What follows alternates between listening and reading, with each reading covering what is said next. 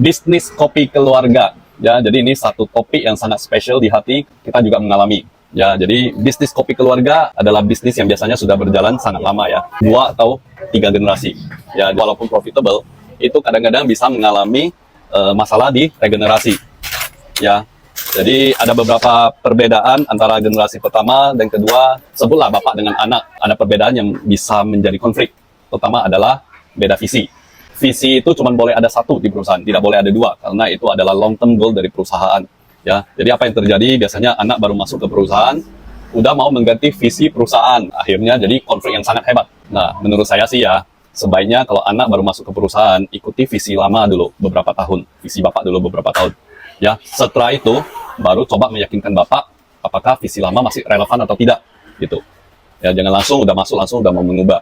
Ya, kedua adalah beda nilai. Namanya orang tua merasa semua penjualan itu harus tunai. Sedangkan anak merasa bahwa kalau kita tidak memberikan hutang, maka ada beberapa pangsa yang kita tidak bisa masuk gitu loh. Nah, terus si bapak langsung bercerita tentang, wah, ini ada bisnis dari teman-temannya yang bangkrut karena memberikan hutang kepada customer gitu loh. Akhirnya terjadi konflik. Menurut kami ya, anak boleh mencoba diam-diam masukin ke supermarket, tetapi kecil-kecil dulu. Ya, jangan terlalu besar. Ambil resiko kecil. Nah, sampai membuktikan bahwa keputusan itu adalah keputusan yang benar. Perbedaan ketiga yang mungkin terjadi adalah beda cara kerja. Jadi bapak selalu berpikir bahwa kalau toko itu harus kita sendiri yang jaga, apalagi kasir ya.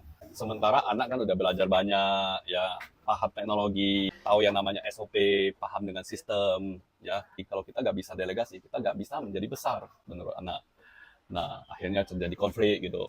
Oke. Nah, saran kita sih sebaiknya anak boleh buka satu cabang baru di lokasi yang berbeda. Juga harus tahan omelan lah dari orang tua. Jadi buktikan bahwa toko itu bisa delegasi penuh. Ya, nah setelah ada pembuktian, biasanya orang tua akan lebih bisa menerima ide-ide baru dari kita. Nah, yang keempat, beda pengalaman. Biasanya kalau udah konflik, itu bapak sering suka bilang seperti ini, aku makan garam lebih banyak daripada kamu makan nasi. Ya, terus end konfliknya.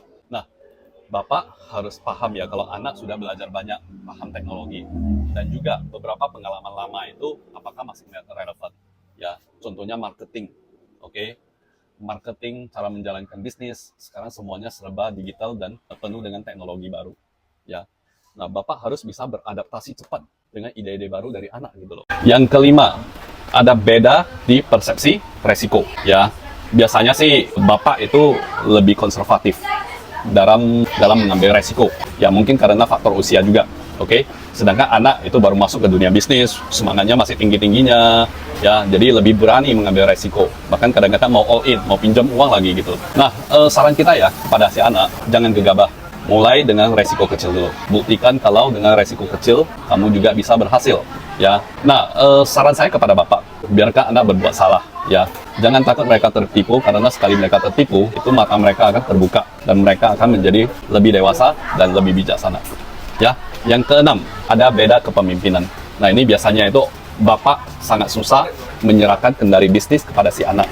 Ya, jadi si anak ini kan juga mau aktif, berperan aktif, memberikan solusi, mengambil keputusan di perusahaan. Ada konflik di sini. Nah, saran saya kepada bapak, berikan satu unit bisnis kecil kepada si anak. Ya, biarkan dia menjalankan bisnis ini sesuai dengan kreativitas dia. Biarkan dia berbuat salah. Ya, nah untuk si anak, buktikan kalau kamu itu bisa berhasil. Tanpa pembuktian, apapun cerita kamu itu tidak berguna.